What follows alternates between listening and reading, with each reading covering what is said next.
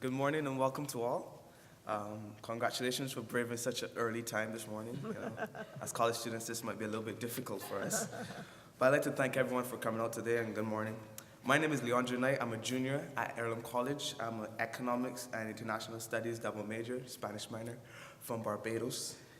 And I'm the chief financial officer here with Easy Connect, and this is my colleague. My name is Ali. I'm from Afghanistan, studying computer science and economics with a minor in business and non-profit management, and I'm the chief executive officer at Easy Connect. Thank you. So, I hope probably that many of you have heard of this Earlham bubble, the fact that we may feel a bit isolated here within our small community. And this is not a problem with explicitly Earlham. Many of other institutions within the Richmond community have problems with not being able to engage with the community. Problems which go on to other institutions and subsets within Richmond itself. Small instances lead to major challenges within Richmond. One of these being transportation. Transportation can be extremely difficult and challenging, especially when you do not have a car to get around Richmond. Take Uber, for example. If you go to the Uber app, there is only one driver to supply the Richmond demand.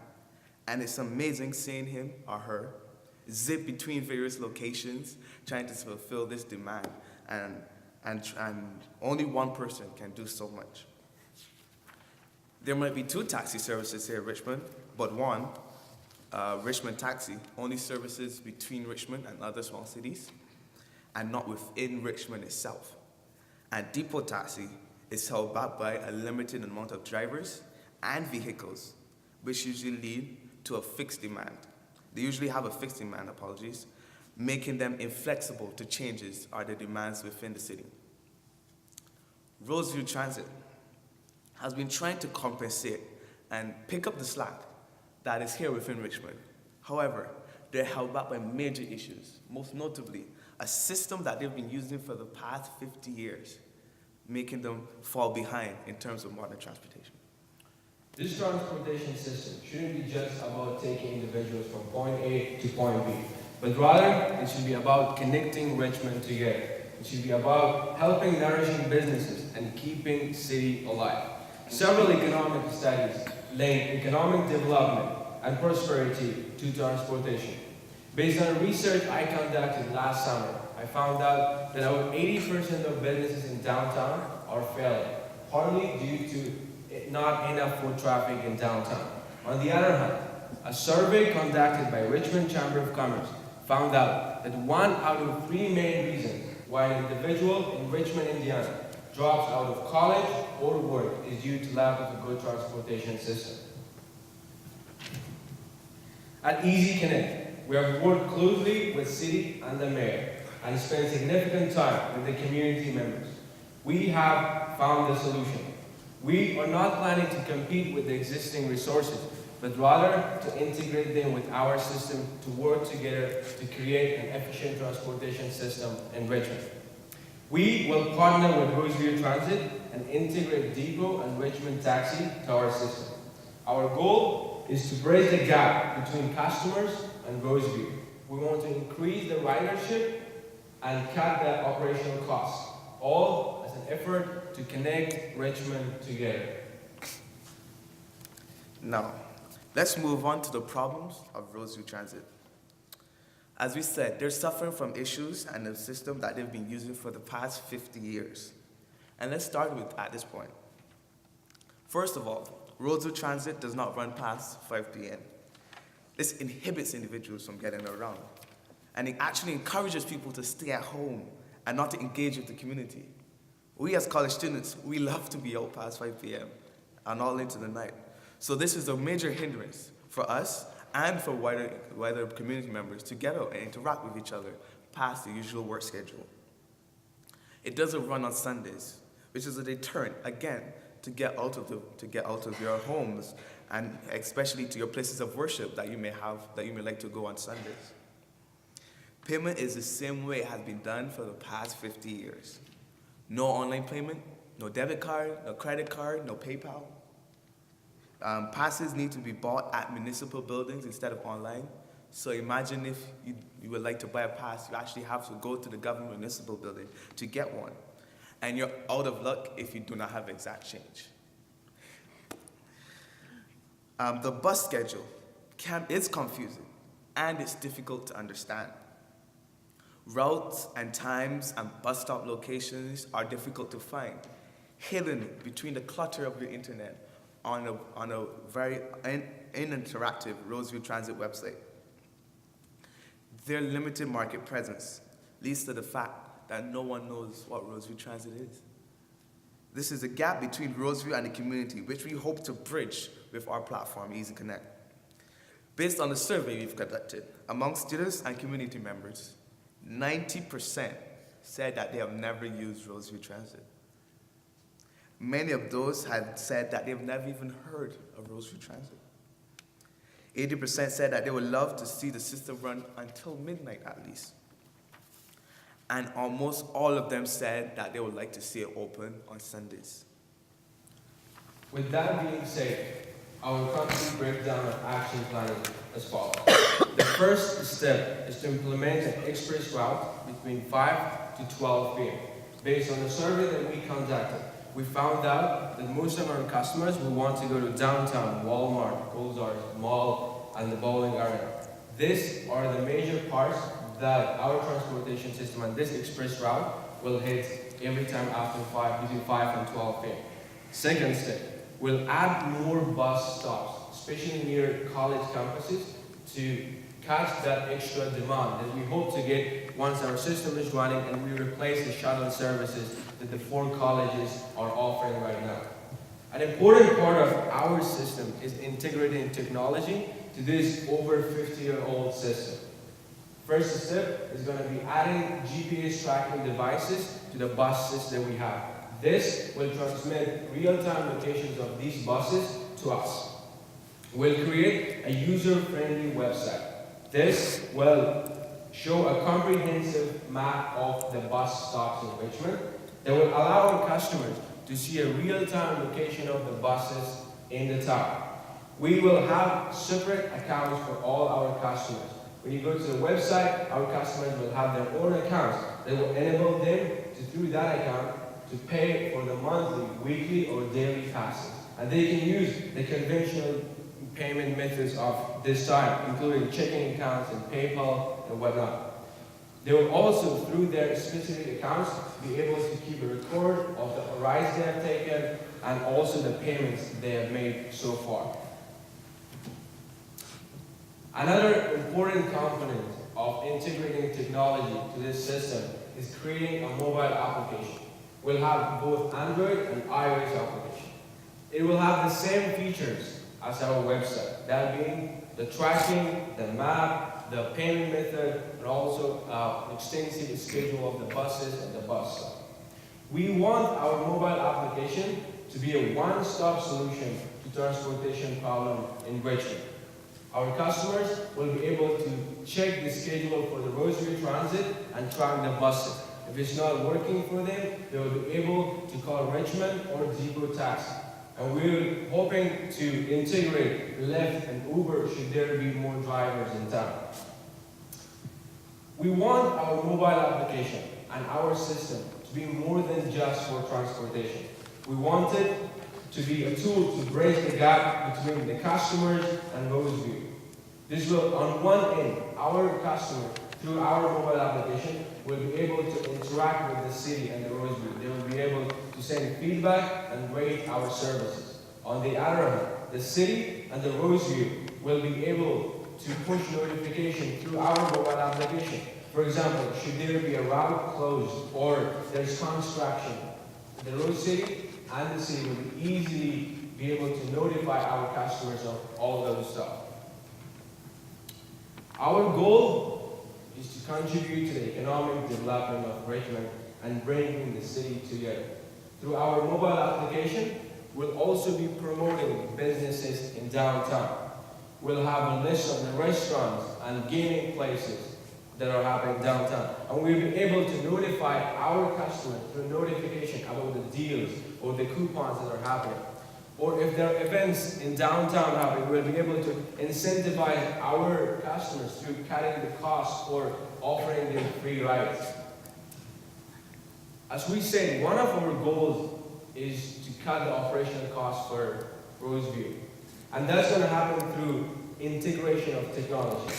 With this database that we're creating, we'll be able to keep a record of all the routes and the ridership per route. This will enable us to run analysis every 6 months and check for the routes which have the most ridership and the bus stops that take most riders. This way, we'll be able to focus only on those areas that are catching the most rides and run on those routes that have the most ridership. Thus, we'll be able to cut the driver costs and the vehicle rust. Now, let's talk numbers.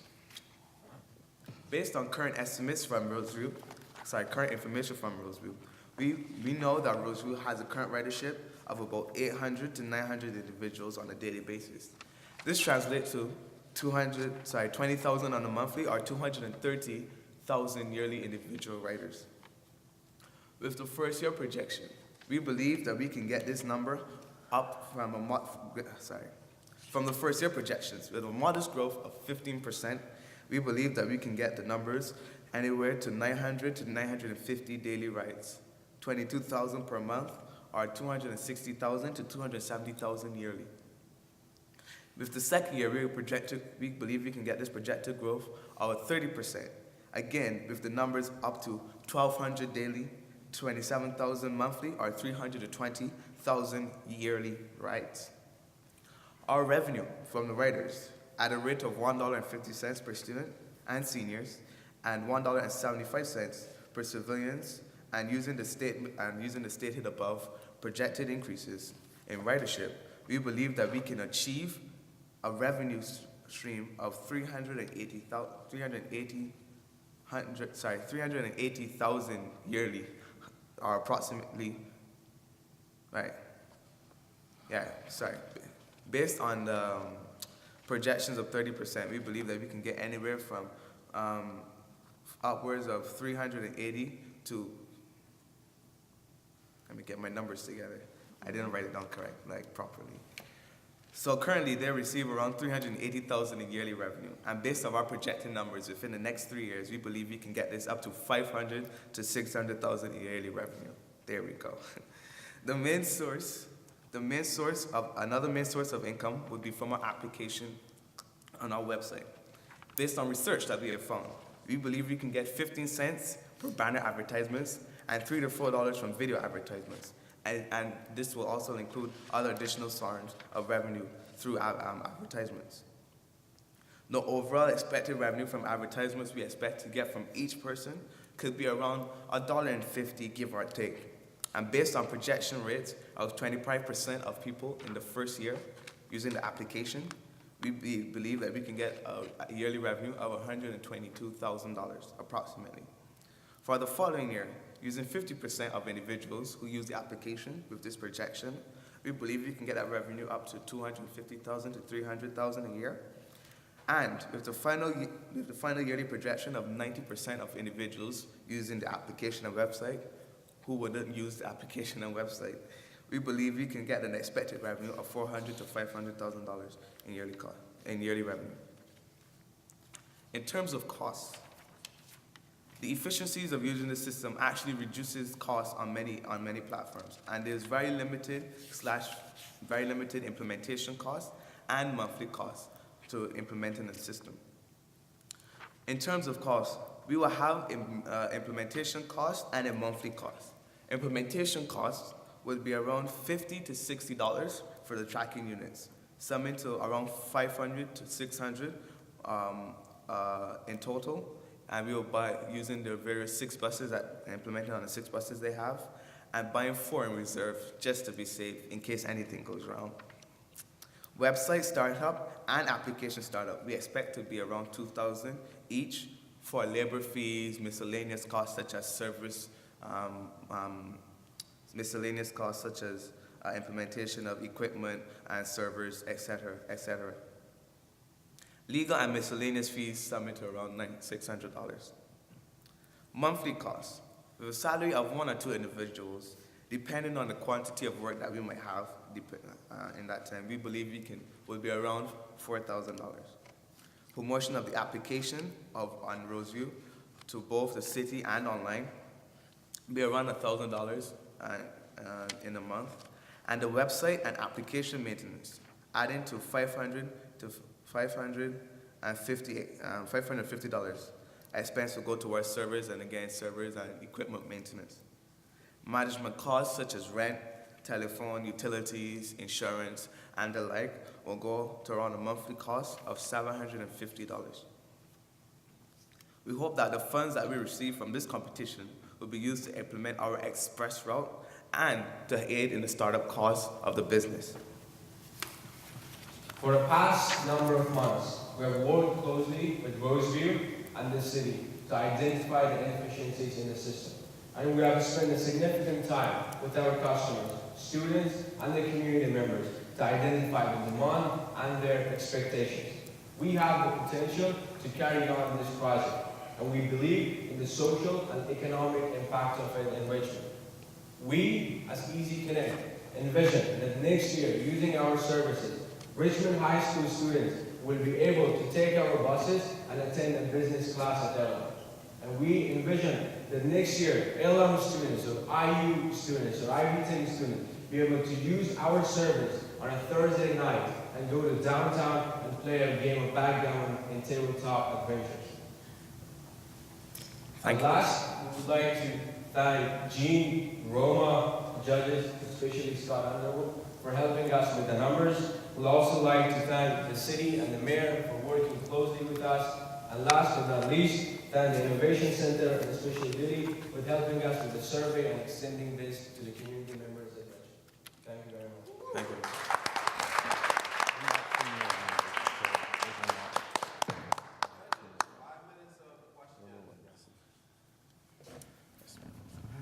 So I have a question. Great presentation, you guys. So I'm trying to understand, are you getting paid from Roseview? Because who's going to, the cost of, the vehicles and the upkeep, I'm assuming that's still Roseview. Yeah. So how are you guys getting paid? The $1.70 or so is not for the rider. That was Roseview's $1.70 per ride, like cost for riders. Okay. We will be, as personally, we will be using application revenue from the app and so on. So they are expenses that we're charging. Okay. So marketing and fees that you're going to get, are you getting so much per rider as well? We're not going to charge our riders. We will leave the system as it is right now. So Roseview will be charging the riders and vehicle costs and everything will be on Roseview. Our source of income will be through marketing. We'll be able to advertise on our website and our mobile application. All businesses outside Richmond, but especially we'll also be promoting businesses in downtown. We have talked to them and they have shown real interest in helping us and having us promote their businesses through our mobile application and our website. For marketing. Thank you.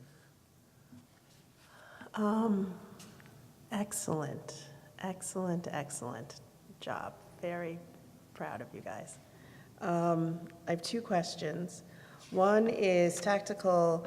To install the GPS units and et cetera, is that included in the costs, the installation? Okay, great.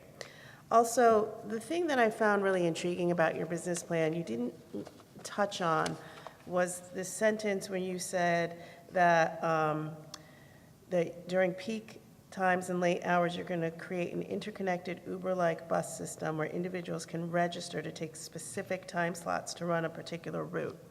And I'm curious, I didn't hear you talk about that. Is it still part of this plan? And if so, which phase is this, would this be in? This is part of our plan, but it's going to be in the next phase of once we run our app for a good number of years, 1 or 2 years. That will be our next step where we integrate an Uber-like system where, as you mentioned, people will be able to register and sign up for hours and using their van, run our express route that's going to be running from 5 to 12 p.m. But from the talk that we had with the city, so far they have shown interest in extending their hours and running that route themselves. Okay.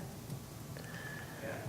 Based on the projected growth, and we're using modest numbers, but we could expect to see actually like a greater number, maybe possibly to exceed the demand, and if so, based on those projections, that is where we implement the system in the second and third years. Okay. I do have another question if you guys go for it. It seems to me that the demand would have fluctuations, particularly around the summer, when the college students and high school students are not in session. And I was curious if you took the potential seasonality of demand into account as you were developing your plan. Great question, good question. We did slightly, but however, we believe that, for example, college like Earlham students might not be on campus, but like, for example, the Richmond High School and so on, individuals that stay with Richmond during the summer would be in Richmond at that time, and we expect that they'll actually use the system more to go, and especially during the day since they don't have classes or they're not as tired and so on. So we hope, expect that there'll be compensation to some degree from people within Richmond to for example, go and so on, based on the fact that, for example, Earlham students will not be here.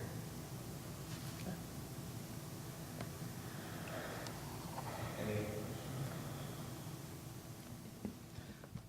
Good job. I think it's a great problem to address. I know that IU East and Ivy Tech both have issues with people being able to get because it's so far away from a large part of the city, so I think it's a wonderful problem to address.